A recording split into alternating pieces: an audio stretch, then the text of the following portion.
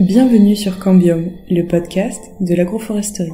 L'agroforesterie, le terme est nouveau, les pratiques sont aussi vieilles que l'agriculture. C'est un système qui est intensif en production de ressources, qui peuvent être alimentaires ou non, et finalement qui permet d'optimiser l'usage de ressources naturelles. L'agroforesterie, c'est remettre en interaction les arbres, les sols, les animaux, et rassembler les acteurs de l'agriculture et de l'environnement. Pour sortir de la dépendance au pétrole, pour accroître la productivité alimentaire, pour contribuer à la régulation climatique, l'agriculture a une arme puissante, c'est l'agroforesterie. Faire de l'arbre un allié de notre agriculture, c'est le principe de l'agroforesterie. Au travers de ce podcast, suivez Étienne lors de ses rencontres avec ceux qui la mettent en pratique au quotidien. Cette émission vous est proposée par l'Association française d'agroforesterie. Bonne écoute! Bonjour Benoît, bienvenue sur le podcast. Bonjour Étienne, merci. Est-ce qu'on pourrait commencer par un petit peu ton histoire, qui tu es et comment tu as commencé ton travail sur le domaine? Oui, donc je suis vigneron à Bordeaux, mais à l'origine j'arrive d'une ferme qui se trouvait donc pas familiale, qui se trouvait dans les Charentes et qui était en bio depuis 1976. Et je me suis installé donc à Bordeaux en 2000 en partant de rien, avec rien. Disons, il n'y avait pas de vigne, il n'y avait pas de maison. Et donc, on a créé un vignoble de toutes pièces à Bordeaux. Le vignoble a donc 20 ans aujourd'hui. Et c'est vrai qu'on s'est beaucoup posé de questions sur tout ce qui était biodiversité. Un petit peu dans la continuité de ce que mes parents avaient pu m'apprendre.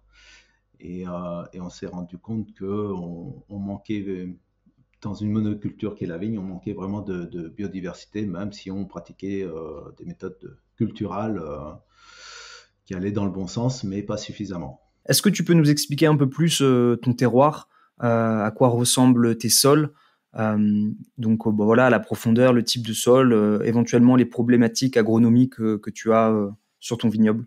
Oui, donc on est arrivé sur un îlot là, de 8 hectares sur lequel on a planté la vigne. Donc c'était des sols extrêmement argileux. Disons, on est sur 50 mètres d'argile en profondeur.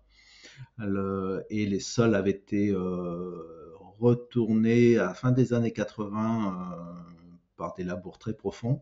Et donc complètement déstructuré, et depuis les sols avaient été ça avait été remplacé par des prairies puisqu'ils n'arrivaient plus à cultiver dessus, et donc on est arrivé avec des taux de matière organique qui étaient très faibles. On était à 1,4 de taux de matière organique et avec des horizons complètement déstructurés. Et on est sur un coteau exposé sud. Et donc, on a quand même, sur les sols, on a quand même des vagues sablonneuses, limoneuses, qui ne facilitent pas le travail, puisque comme on a l'argile dessous, ça fait des poches d'eau au printemps, et puis qui peuvent être très sèches l'été. Et aujourd'hui, à quoi ressemble le domaine, c'est-à-dire en termes de volume de production, de superficie, etc.? Oui, donc on est aujourd'hui sur 17 hectares de vignes au total, sur 3 îlots, mais 3 îlots répartis à chaque extrémité du village, donc c'est très regroupé. Et on a un volume de production qui avoisine les 100 000 bouteilles potentiellement. Et ensuite, faut savoir que la deuxième partie, on va dire, du vignoble, donc il y a cette première partie qui sont les 8 hectares, où aujourd'hui on a fait beaucoup d'aménagements, où on a construit notre maison aussi, mais on a acheté donc les autres parcelles ont été achetées il y a 5 ans maintenant, où on a réuni différents investisseurs. On est plus de 100 copropriétaires de ce domaine, et ça s'appelle la Possiblerie. Donc c'est un tiers-lieu aujourd'hui qui rassemble tout un tas d'activités. Ça va du maraîchage à la menuiserie, à l'upcyclerie de cuir, à la communication. Voilà, il y a tout un tas d'événements qui se passent aussi sur ce lieu. Donc tout à l'heure, tu as commencé à mentionner la biodiversité. Est-ce que c'était ça vraiment le point de départ de la réflexion, d'amener des arbres au milieu des vignes? Complètement. C'est vraiment le fait d'avoir constaté, grâce à des amis écologues, entomologistes, qui a fait qu'on s'est rendu compte qu'il n'y avait pas d'équilibre écologique sur notre monoculture viticole.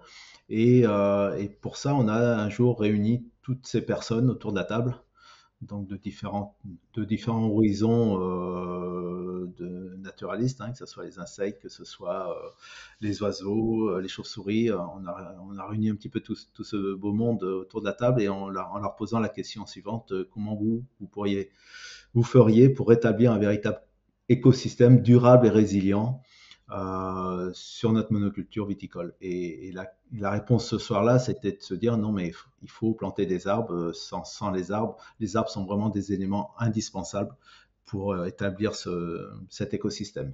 Donc aujourd'hui, on atteint les 1000 arbres intraparcellaires agroforestiers, et donc avec à peu près 2/3 de fruitiers et 1/3 d'arbres champêtres sur l'ensemble de 12 hectares. Et donc ça, c'est quelque chose que vous avez pu concevoir dès le début, alors même que vous alliez planter les vignes, ou c'est quelque chose qui est venu dans un second temps, après que le vignoble ait déjà été planté?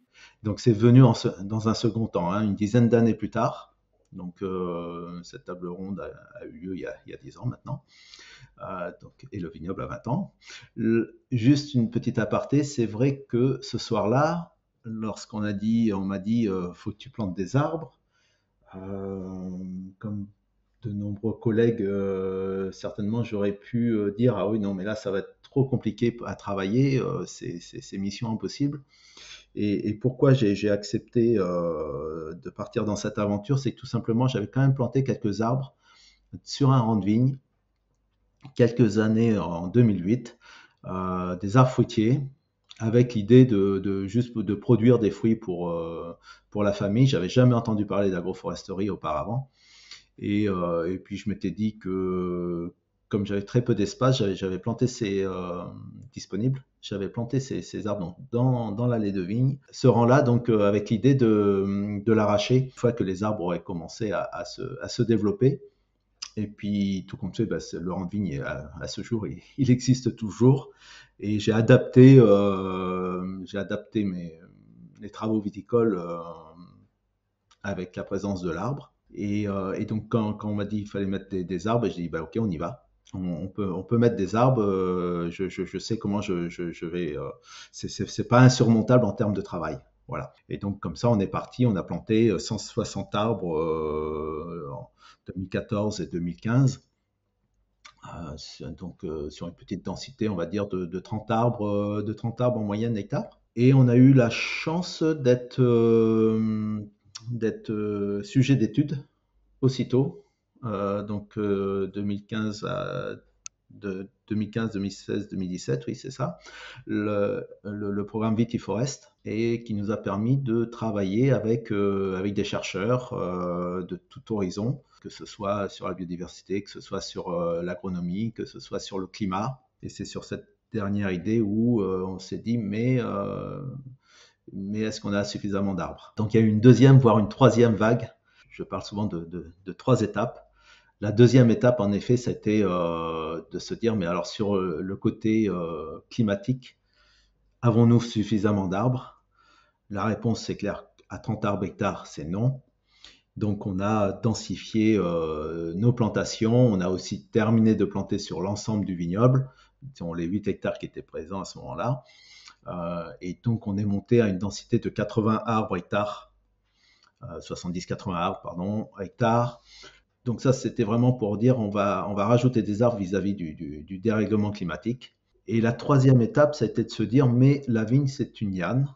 Elle a coévolué avec l'arbre pendant des millénaires, donc il faut absolument pas faut pas voir l'arbre comme une concurrence, mais peut-être comme un partenaire. Tout ça, ça dépendra de l'arbre.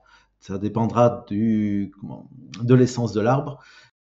Parti donc sur une troisième étape de plantation, où là on a densifié encore certains îlots, hein, certaines placettes, où on est monté à 250 arbres hectares pour voir comment la vigne allait se comporter avec un environnement semi-forestier. Donc là, c'est vraiment ce qu'on cherche, c'est vraiment à analyser l'interaction entre la vigne et l'arbre. Comment est-ce que ces arbres sont agencés du coup quand vous planifiez la plantation? À quoi ça ressemble?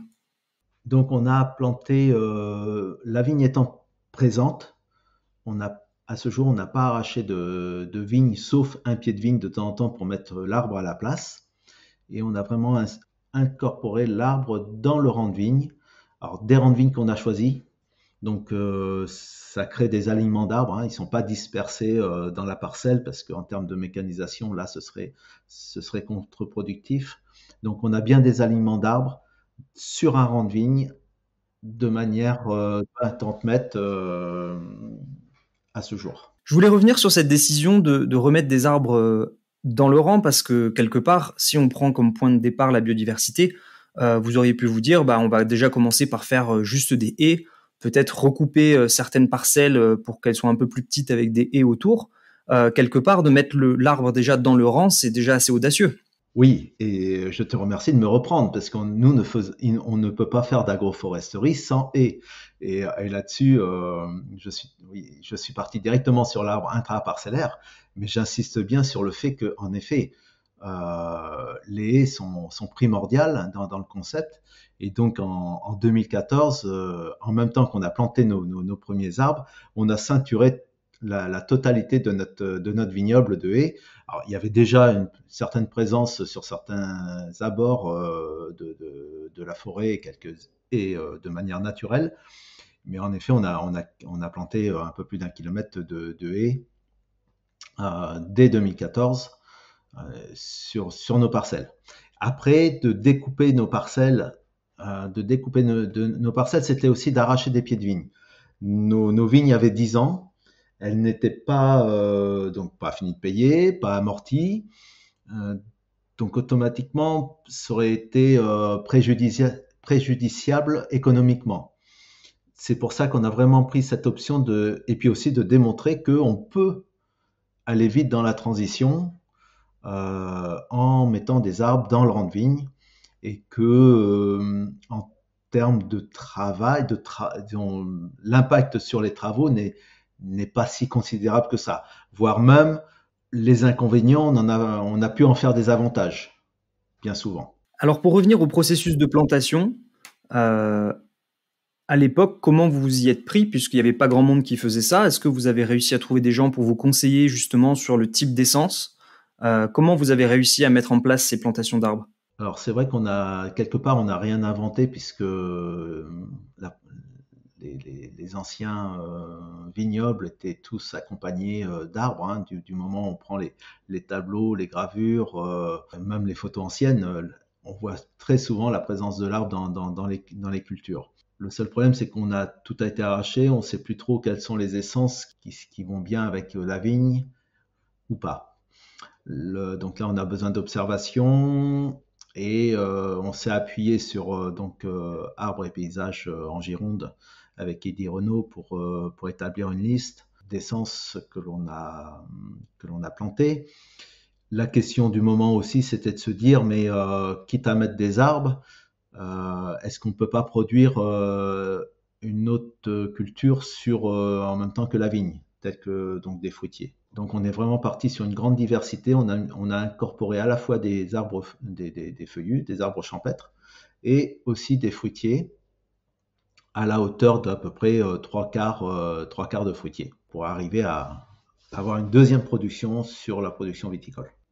Sur la conception de la plantation, disons, alors déjà tout à l'heure j'ai parlé donc d'alignement, c'est quand même beaucoup plus simple de sacrifier un aliment vis-à-vis de la mécanisation, puisqu'on a quand même besoin d'un minimum de mécanisation, donc l'alignement a son intérêt.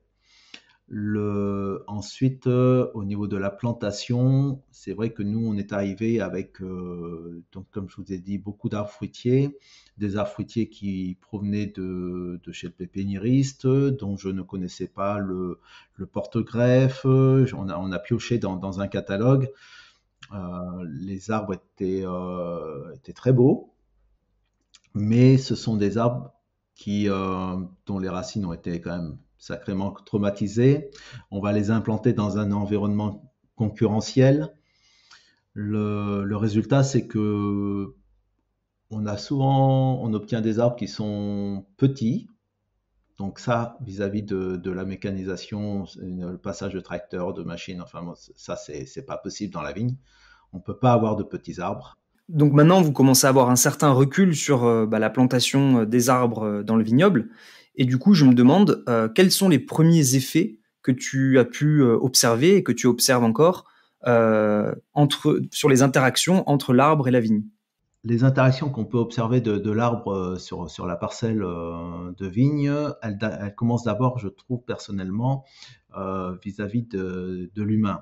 Des salariés qui viennent travailler, de moi-même sur le vignoble, ça donne comme un bien-être au travail. Ça rythme la parcelle et sa présence donne un confort. Je ne saurais pas vraiment l'expliquer, mais pour moi c'est comme une sorte de RSE sur le vignoble et ça tous les salariés le verbalisent vraiment. Ensuite, l'arbre sur la vigne. Alors, il faut dire que les arbres, donc, les plus vieux ont donc 10 ans. Le houppier reste encore modeste. Néanmoins, on peut commencer à observer quelques effets. L'effet négatif, je le trouve sous des arbres qui ont une densité de feuillage épaisse, où la lumière a du mal à transpercer.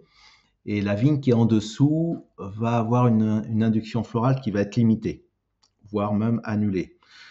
Et ça, c'est vraiment, je vais trouver ça sous les essences. Alors, le noyer, je sais que c'est le cas, mais mes noyers ne sont pas suffisamment grands pour tirer des conclusions.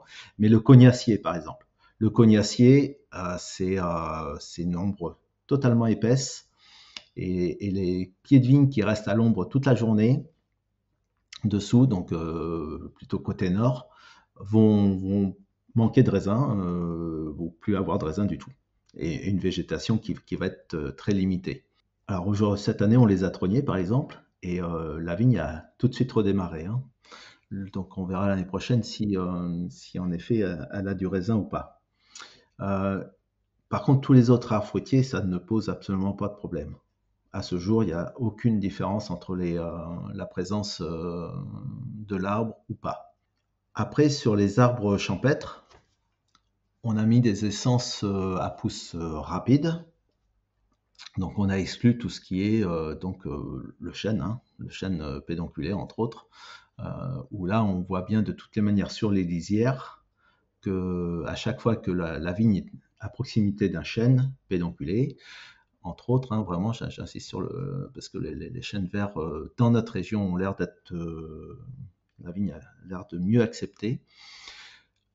La vigne ne pousse donc pas dans ces zones-là où il y a cet effet du chêne. Donc c'est vraiment une histoire de racines, puisque je vous invite vraiment à observer, mais du moment où il y a un accident de relief, un talus, un fossé qui va séparer l'arbre de la vigne va très très bien, voire même mieux. Donc on ne sait pas tout encore aujourd'hui, c'est certainement une histoire de mycorhize, mais voilà, il y a des arbres qu'il va falloir exclure. Dans toutes les variétés les essences qu'on a pu planter, à ce jour, je n'ai pas de conclusion à donner. Tout va bien, voire très bien, mais il va nous falloir encore un petit peu de temps pour tirer des conclusions. Parce que je sais qu'on a aussi parfois des questions sur la compétition, par exemple pour l'eau. Est-ce que ça, c'est quelque chose qui a pu être observé ou pas du tout? Non, pas du tout.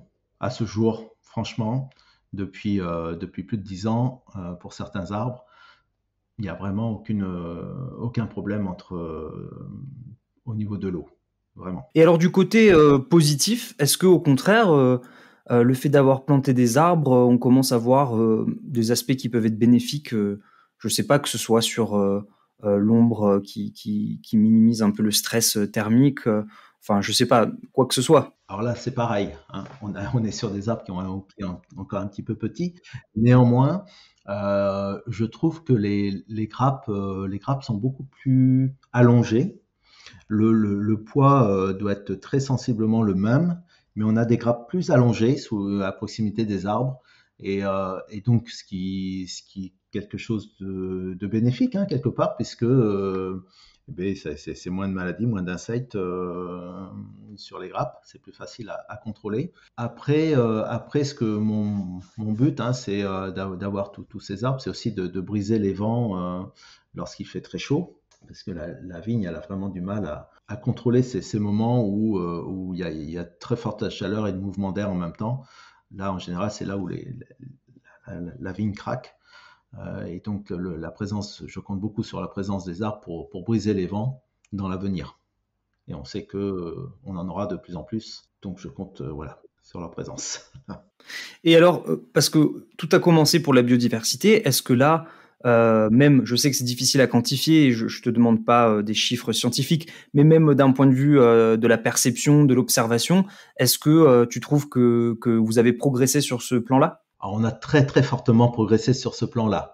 Est-ce dû juste à l'implantation des arbres? Je ne mettrai pas tout sur l'arbre à ce niveau-là. L'arbre, je conçois l'arbre comme un élément de résilience, et surtout vis-à-vis du dérèglement climatique, où l'arbre sera un abri, sera un relais pour la biodiversité. C'est vrai que la biodiversité, ça commence, on l'a dit tout à l'heure, ça commence par la haie. Donc, en effet, il faut absolument des haies autour de nos parcelles. C'est là où tout se passe, où la majorité de nos auxiliaires vont hiverner, se reproduire. Donc, cette présence est indispensable. Ce qui a vraiment beaucoup changé de choses sur le vignoble très rapidement, mais là, c'est très, très, l'effet est immédiat, c'est l'arrêt de la tonte de nos interrants. Ça a été vraiment un effet extrêmement bénéfique sur la biodiversité.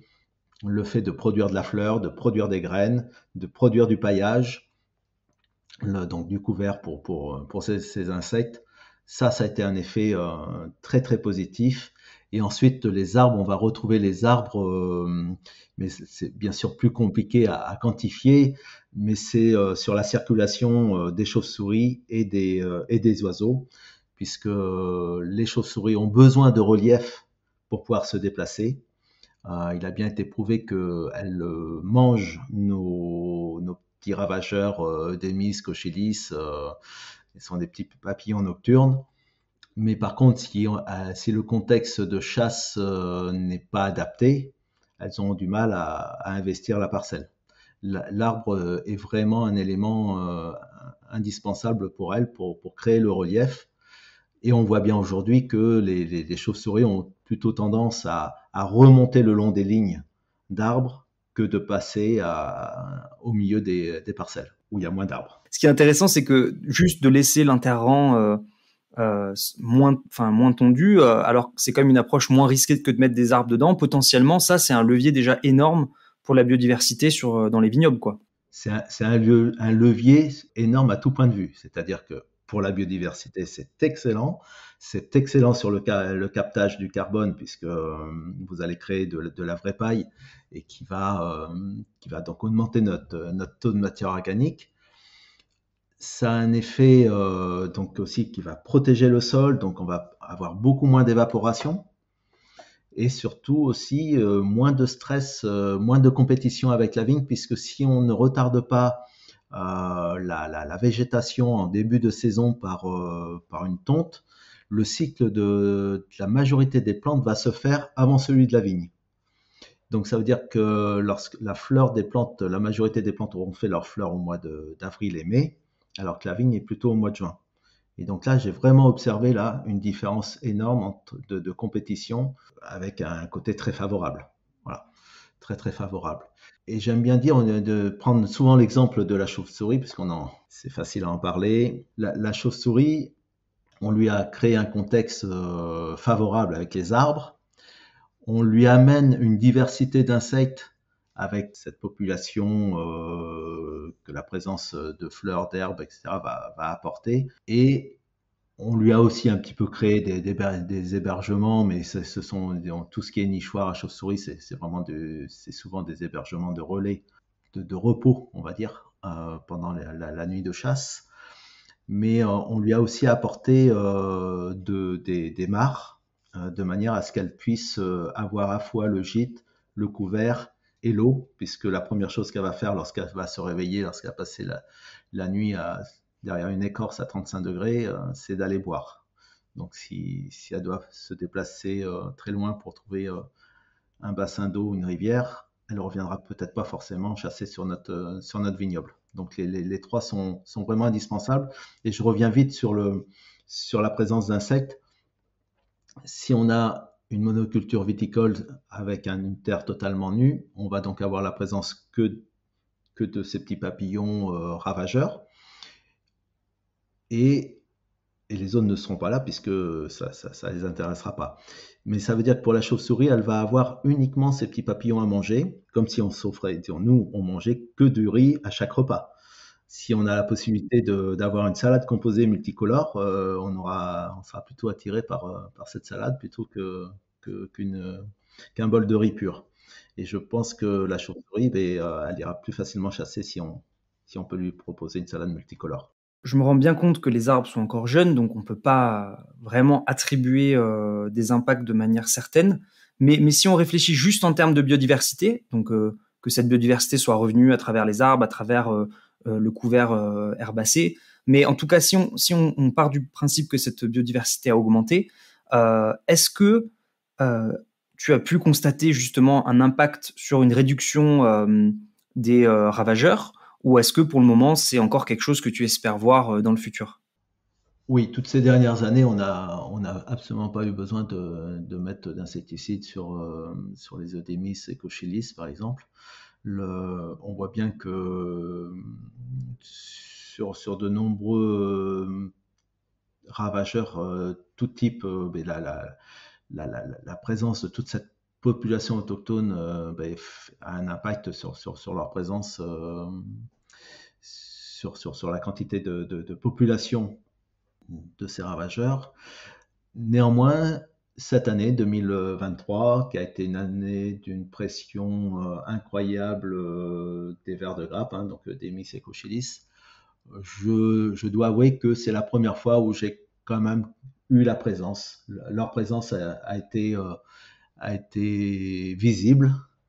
Ça n'a pas mis en péril la production, mais je ne peux pas dire que ça marche à 100% tout le temps. Ce qu'il y a de sûr, c'est que depuis 10 ans, j'avais jamais eu de soucis. Voilà. Depuis on a créé tout ce concept, franchement, le résultat est très très positif. Maintenant, je voudrais qu'on passe un peu de temps sur le thème de la mécanisation. Parce que je suppose que bon, je suis pas viticulteur, mais bon, comme beaucoup d'agriculteurs, on travaille avec des machines.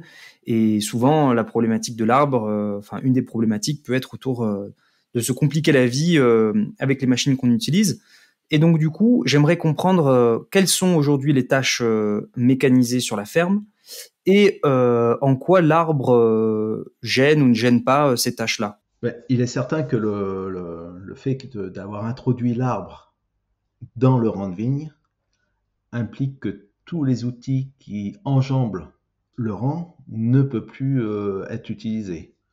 La rogneuse, la prétailleuse et bien sûr la machine à vendanger. On a trouvé un outil qui nous a bien aidé, qui est tout simplement un tailleux électrique. Sur le moment, ça faisait sourire. Aujourd'hui, pas mal de collègues se sont équipés de la même façon que moi. Tout ce qui est pré-taillage, aujourd'hui, on le fait au tailleux électrique, par exemple. Et ça va vraiment très très bien. Et on fait la totalité de nos 17 hectares avec le tailleux électrique. Donc ça, c'est quelque chose qui a apporté un plus sur l'ensemble du domaine. Le fait de réfléchir comment on peut faire autrement à cause de l'arbre. Tout ce qui est rognage. Alors ça, c'est un petit peu plus compliqué. On a essayé avec le tailleué justement, mais franchement, c'est trop compliqué. Aujourd'hui, on parle beaucoup de tressage. Donc on s'est orienté sur cette option qui est le tressage de la vigne. On a appréhendé la technique, on a trouvé la façon la plus économique et la plus rapide aujourd'hui et ça va très bien. Voilà. Alors ça, on ne l'a pas appliqué encore sur la totalité du vignoble, mais mine de rien, plus ça va, plus on fait des surfaces un peu plus importantes d'année en année. Après, la machine à vendanger, ça, il n'y a pas la seule solution, c'est le ramassage de manière manuelle, évidemment. Donc le rang où il y a l'arbre, mais évidemment les rangs qui sont adjacents, puisque la machine ne peut pas non plus passer parce que j'ai aussi des rangs très étroits. Je suis implanté à 1,50 m, je ne l'avais pas dit. Donc j'ai des rangs très étroits et donc la machine ne peut pas venir passer sur les rangs de chaque côté. Alors la solution que l'on a trouvée, c'est on fait un atelier vendange. Donc c'est sur inscription, hein, c'est tout à fait, c'est un atelier œnotouristique. Et en même temps, c'est très porteur en termes de communication. Donc l'an dernier, on avait presque atteint 200 vendangeurs sur le week-end. Voilà. Et là, on vendange les rangs où il y a les arbres. Et on fait la fête des vendanges en même temps. Ça recrée de la convivialité. Et c'est une bonne méthode aussi pour parler de nos vins. Voilà. Donc commercialement, ça a un intérêt. Donc du coup, c'est intéressant parce que grâce à cette idée-là, ça permet quand même de ne pas faire exploser les coûts de main-d'œuvre, parce que c'était un peu ça ma question, enfin la question qui m'est venue à l'esprit pendant que je t'écoutais, c'était de me dire bon voilà, le problème c'est que le moins tu mécanises, ou si tu commences à mécaniser un peu différemment, effectivement si tu dois le remplacer par de la main-d'œuvre, ça peut coûter très cher. Mais vous, en tout cas, vous avez réussi à trouver un moyen qui fonctionne pour vous.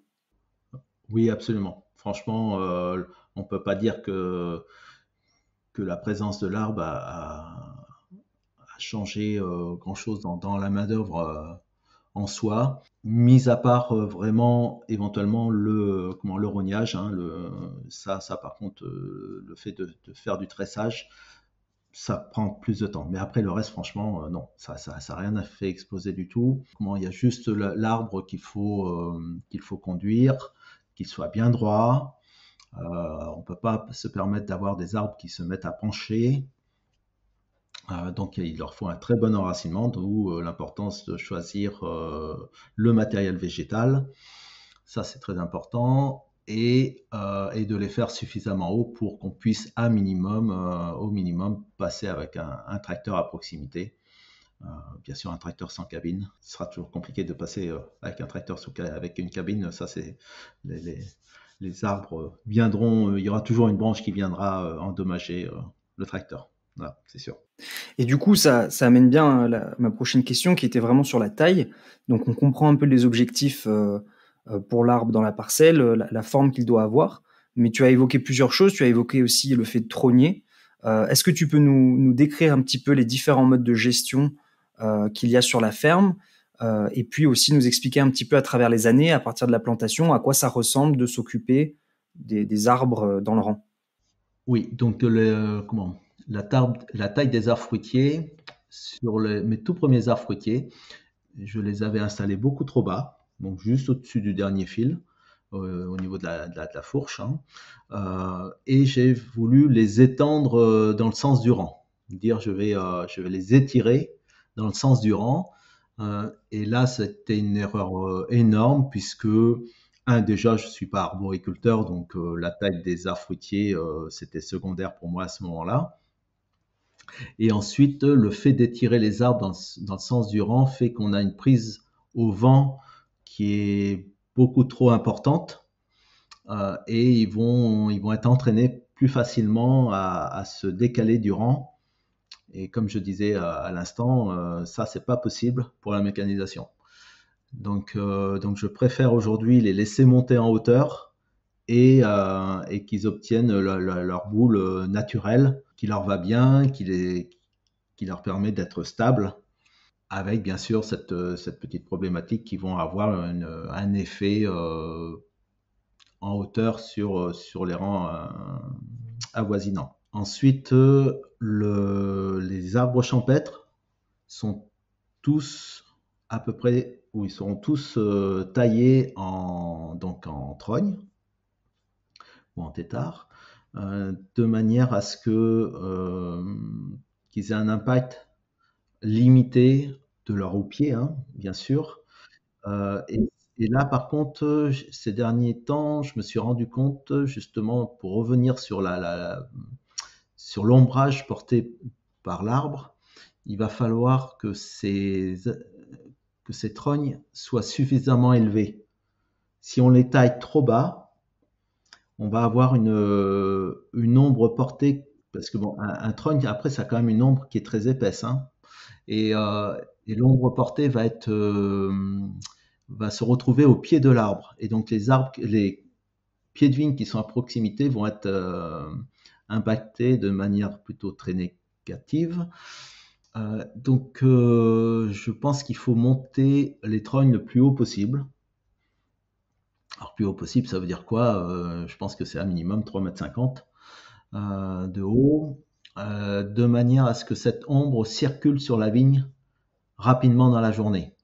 On a un exemple qui est sur un autre îlot donc de vigne. On a un château d'eau en plein milieu du vignoble. C'est une ombre qui est énorme, complètement opaque, et pourtant elle n'a aucun effet négatif sur la vigne. Mais c'est une ombre qui circule très très vite dans la journée. Donc il faut penser pareil, que ce soit de la même manière pour l'arbre. Il faut que cette ombre ne stagne pas au pied de l'arbre, mais circule plus loin, soit projetée plus loin de l'arbre, le plus loin possible de l'arbre, de manière à ce qu'elle puisse se déplacer. Je voulais revenir à quelque chose qui m'a interpellé tout à l'heure en t'écoutant, c'est que tu nous expliquais que vous avez maintenant un nouvel essai avec un environnement quasiment forestier pour voir comment la vigne allait se comporter là-dedans, avec une densité à 250 arbres par hectare, il me semble. Mais en parallèle, tu nous as dit que quand même l'ombrage peut limiter l'inflorescence des vignes. Et donc je me demande comment tu vois le développement de ça et un petit peu quelles sont tes attentes en termes de production sur cette parcelle où effectivement il y a une grande densité d'arbres. Donc en effet, là on n'a mis que des arbres champêtres, il n'y a pas de fruitiers sur ces zones-là. Et on va tailler donc tous ces arbres en arbres trognes, hein, le plus haut possible, de manière à ce qu'on ait une ombre, comme je disais, qui circule vite sur la vigne et que les pieds de vigne ne restent pas à l'ombre. Donc quelque part, je pense qu'il ne faut pas que ça reste à l'ombre plus de 2 heures dans la journée, quoi, grosso modo. Je donne un chiffre comme ça à la louche, mais je pense que ça doit tourner autour de ça. Il y aura des études, j'espère, qui seront faites dans l'avenir autour de ça. Mais en effet, il faut que cette ombre circule.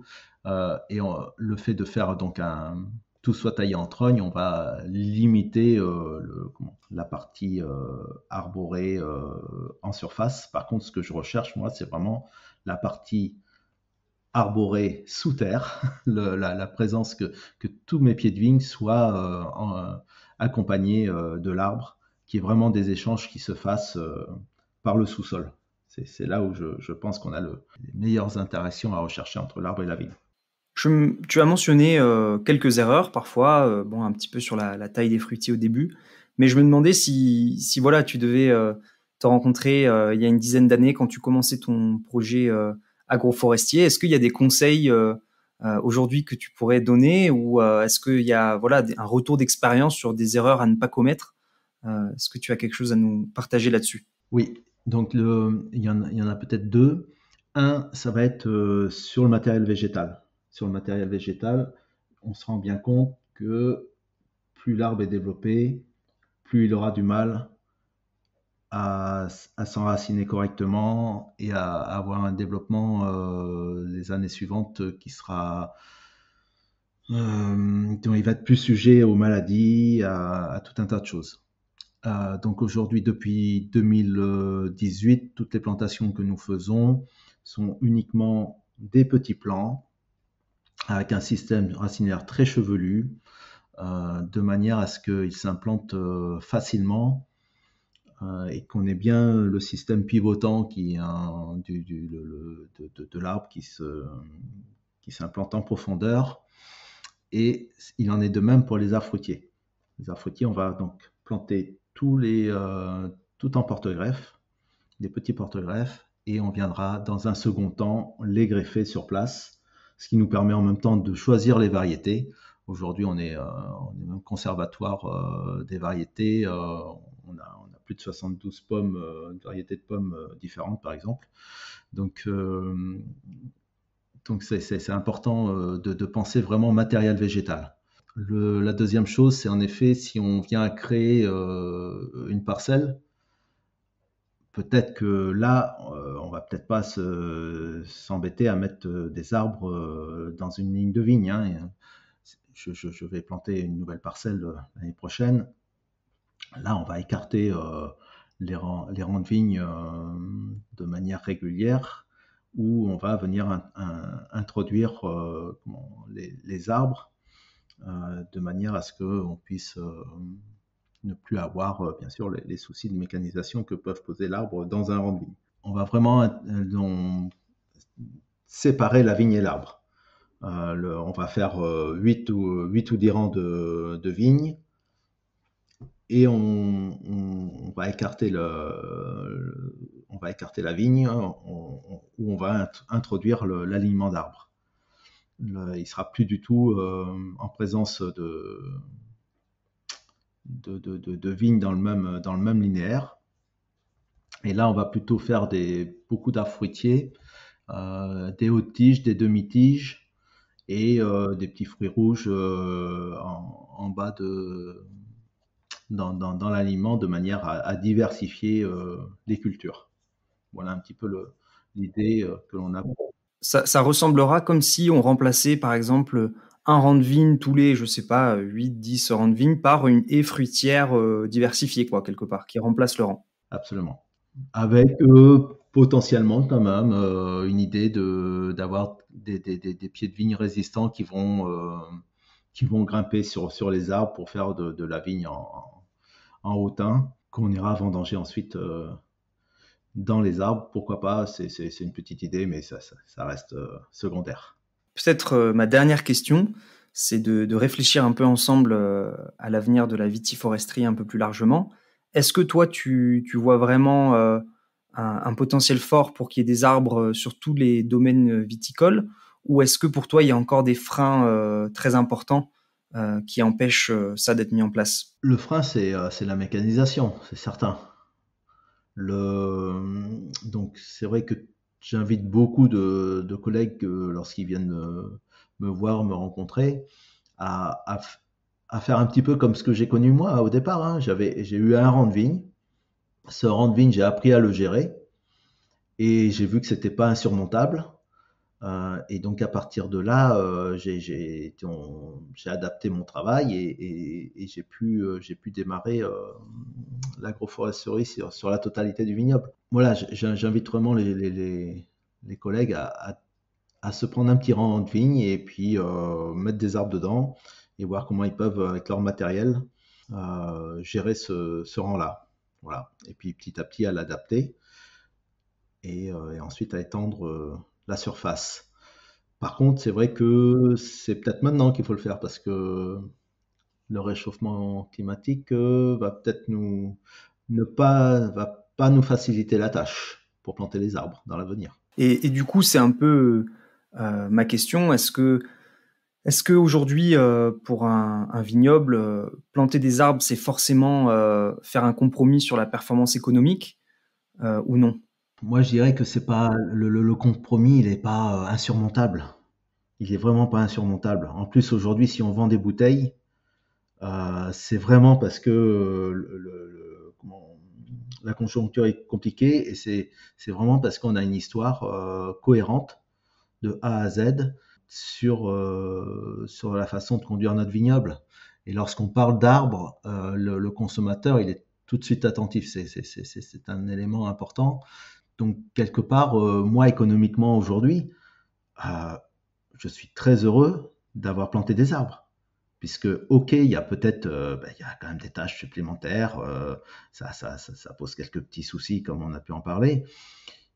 Mais à côté de ça, je vends mon vin, quoi. Voilà, ça me permet de vendre le vin. Et donc, et peut-être un petit peu mieux que si j'étais pas en agroforesterie, je veux dire un petit peu mieux dans le sens du prix. Oui, et c'est basé sur le pari de se dire que aujourd'hui c'est peut-être contraignant, mais que demain ce sera sans doute un atout pour faire face aux extrêmes climatiques et compagnie. Et donc il y a un peu cette idée de sécuriser aussi, même économiquement, le domaine dans le temps long, quoi. Ça sera un atout majeur. Et si je me trompe, je crois pas, mais si je me trompe, il sera plus facile d'enlever l'arbre que d'attendre qu'il pousse pendant 20 ans. Bon, écoute, Benoît, merci beaucoup. Merci d'avoir pris le temps de partager tout ça avec nous. Merci à vous tous. Et puis, je vous invite à planter des arbres dans les vignes. Je pense que demain, on en aura besoin. Cet épisode de Cambium est déjà terminé. On espère que vous avez passé un bon moment en notre compagnie. Si vous souhaitez en savoir plus, rendez-vous sur notre site internet agroforestery.fr et sur nos réseaux sociaux. Ce podcast vous a plu ? N'hésitez pas à liker et commenter cet épisode et à le partager à vos proches. Abonnez-vous sur votre plateforme d'écoute préférée pour ne pas manquer la suite de notre aventure. À bientôt!